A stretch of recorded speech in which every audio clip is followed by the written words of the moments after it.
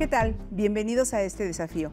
En esta ocasión platicaremos acerca del populismo, una palabra que hemos venido escuchando cada vez con más frecuencia, particularmente después de la elección de Donald Trump en el gobierno de los Estados Unidos. ¿Pero qué es eso? Y otra pregunta, ¿es el único populista? Y hay mucho más. Pero para saber más acerca del populismo de Donald Trump y demás, hemos invitado en esta ocasión al profesor Adolfo Laborde del Centro de Relaciones Internacionales de la UNAM. Profesor, bienvenido, muchas gracias. Muchas gracias. ¿Trump es un populista? Bueno, mira, tiene muchas facetas. Una de ellas puede considerarse populista en el sentido de que ha conectado con algunas características muy específicas de la clase social trabajadora blanca en Estados Unidos, que de alguna manera ha tenido cierto tipo de plataforma política dedicada a ellas. Entonces, pues sí, se le puede considerar un político que está generando política pública en miras a tener este grupo de votantes cautivo y complacer, por supuesto, la elección como candidato. ¿Esa sería una de las características de los populistas, que buscan complacer a cierta parte de la población, o cuáles son las características? Mira, bueno, una persona populista se tiene que dividir en varias características. La primera es que conecte con las masas, ¿no? con el pueblo. Número dos es que tenga esa empatía, ¿no? Y que genere cierto impacto mediático y cierto impacto en esas personas. Número tres, no necesariamente las promesas de un populista son realistas o son viables, dado que a veces precisamente para poder tener una aceptación de las masas, muchas veces son inoperables, ¿no? O va a ser muy complicado o es muy complicado que en la política pública, en la instrumentación de la política pública, se puedan llevar a cabo, dado la gran irresponsabilidad presupuestaria o por lo que puede conllevar en cierto tipo de política, en el caso de la migración, por ejemplo, ¿no? Sí. Hay muchas acepciones y bueno, pues también lo otro es que tienen la capacidad de atrapar, de convencer y de generar una serie de seguidores que se van renovando y eso hace que la popularidad crezca. Ajá. Ahora, no es el único populista y hablamos de personajes, de personas populistas que conforman un gobierno con estas características, ¿no? De populismo, pero hay otros en el mundo, ¿no? Sí, por supuesto. Bueno, mira, hay por supuesto un gran debate sobre las características, hay nombres y apellidos. En América Latina, por ejemplo, tuvimos algunos, tenemos otros que independientemente de que ellos se autonombren los defensores de las causas del pueblo, pues hay claros indicios en algunos países en donde ha habido una gran irresponsabilidad económica, que gracias a estas propuestas que conectaron con una gran cantidad de gente y que a su vez cuando se ejecuta la política pública entran en una situación de compadrazgo, tráfico de influencias, corporativismo, el que nosotros conocemos muy bien, o bien los incorporan a la administración pública, que es lo que sucedió en algunos países en América del Sur. Cuando hubo un cambio de gobierno, pues hubo una gran desmantelación de estos aparatos burocráticos muy sofisticados. Brasil sería uno de los ejemplos. Brasil es un ejemplo, Argentina es otro ejemplo. Bolivia, tenemos el caso de Bolivia, tenemos el caso también de Ecuador. Venezuela, por supuesto. Bueno, Venezuela es el caso típico de este tipo de políticas. Sin embargo, profesor, está sucediendo algo curioso. Eran muy frecuentes los gobiernos populistas, eran como cosa de Latinoamérica, pero ahora lo vemos en Estados Unidos y lo vemos también en otros países, en Holanda, a Francia con la amenaza de un gobierno populista, a Holanda con también una posibilidad de un gobierno populista, el Brexit en Gran Bretaña, como también el producto de políticas populistas. ¿Qué está pasando en el mundo? Que hay un surgimiento del populismo incluso en países desarrollados. Es una muy buena pregunta porque me parece que hay que hablar también de las condiciones económicas y de desarrollo de los países en los cuales tenemos que hablar de populismo. No es lo mismo, me parece, una política económica de una nación de Sudamérica con sus propias características y que está conectada a cierto tipo de producción o de relaciones económicas en su contexto internacional que un país desarrollado. Me parece que aquí hay que diferenciar. En el caso de los países desarrollados, el populismo responde a otras razones. ¿A qué responde el populismo? Número uno, bueno, pues hay una política nativista, hay una política que es producto de procesos históricos, en el caso de México con Estados Unidos, la migración, en el caso de Inglaterra, el tema de la migración y el tema de los presupuestos al interior de la Unión Europea, en el caso de Francia, las comunidades o las minorías de los musulmanes que de alguna manera han atentado, de acuerdo a la óptica de estos populistas, con el concepto de unidad nacional, con el concepto de integración nacional o con el concepto puro de nación que ellos han manifestado. Entonces, pues ellos manifiestan, los populistas manifiestan, se arman de este tipo de discursos para poder generar una unidad nacional que vaya en contra de este tipo de nuevas corrientes que son producto de los procesos históricos, producto del imperialismo, en algunos casos del colonialismo, o bien de los ejes transversales que podrían ser los mercados laborales en el caso de América del Norte. Ahora, ¿es la primera vez en el mundo que hay un surgimiento así como tan global del populismo o hemos tenido casos similares antes? Mira, me parece que en el periodo entre guerras, en la primera mitad del siglo XX, hubo populistas con un carácter o con caracteres muy definidos, el caso de Italia con Mussolini.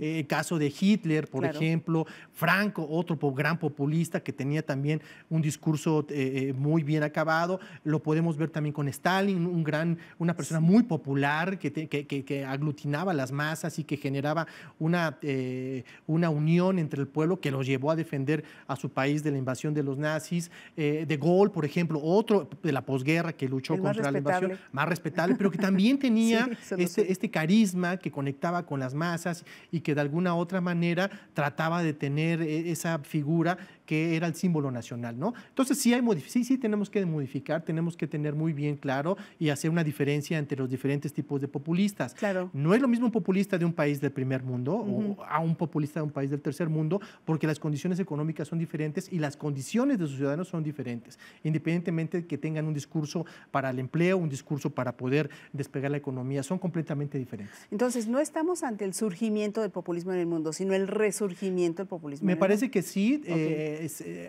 Hay ciertas ofertas políticas, ciertas campañas en las cuales se hace uso de este instrumento que ha funcionado, la historia lo ha comprobado, para poder tener cierto tipo de población cautiva que conecta inmediatamente con la coyuntura y el contexto.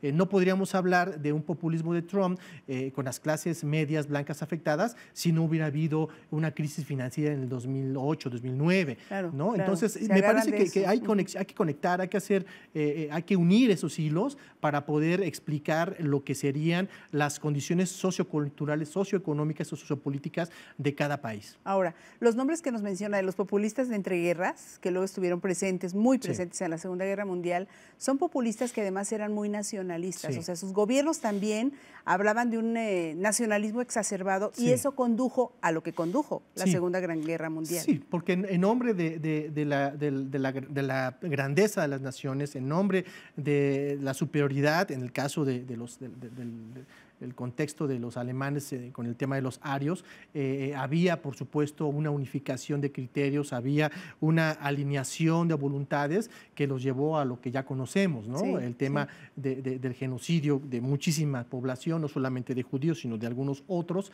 y eso pues también ocasionó otro tipo de reacciones que también eran populistas, ¿no? Una reacción populista de los rusos no la podemos explicar si no existieran el nacionalsocialismo o el fascismo. Entonces, sí hay diferentes. El populismo no solamente, repito, es para poder generar esa integración de la que ya hemos hablado, ¿no? Esa unión nacional, sino también sirve para poder generar otro tipo de estrategias de propaganda política. A ver, dos cosas. El populismo, así como lo estamos viendo en la actualidad, el populismo con el nacionalismo, tratando de rechazar un poco la migración, de batallar contra la migración en el caso de los países desarrollados,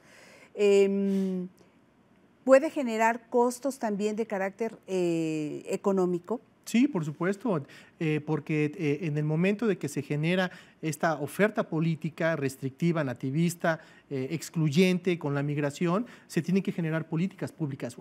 Una cosa es el argumento político, el argumento de campaña, y otra es cuando ya obtienen el poder a través del proceso electoral, democrático, antidemocrático, como le queremos llamar, y después viene ya la ejecución de esas políticas. Sí hay un costo, por supuesto, cambiar la política migratoria, cambiar la política económica y generar incentivos para poder responder a las promesas que a veces no se cumplen, populistas, a veces cuesta mucho dinero. Cambiar el rumbo, cambiar las alianzas estratégicas. En el caso de Estados Unidos, que es el caso, me parece digno de comentar, hay un cambio en su política económica, su política comercial, y eso va a colación de la defensa de los intereses de los Estados Unidos y de esa clase de la que hemos platicado. Ahora, lo que se ha visto, por ejemplo, en países de América, pensemos en Brasil, es una gran bonanza económica con un gobierno muy querido en su momento, que parecía estar cumpliendo todas sus promesas de campaña y que parecía estar llevándolos de verdad a eso, a la bonanza económica, y de repente, a una velocidad impresionante también, se va para abajo. ¿Esos fueron los costos de haber invertido tanto en cumplir esas promesas de campaña hechas ligadas a políticas populistas? Mira, me parece que cada país tiene una realidad diferente, independientemente de que lo pretendamos analizar bajo la óptica del populismo. El caso de Brasil es un caso que me parece que se debe de estudiar. ¿Por qué? Porque, en efecto, las propuestas progresistas de Lula, las propuestas que continuaron con Dilma, eran muy nobles. Yo creo que nadie puede estar en contra de darle educación a la gente, de cero hambre, de una política de construcción de infraestructura, de alimentación, de seguridad social. Nadie puede estar en contra de ello. Yo no estoy en contra de ello, ¿no? Claro.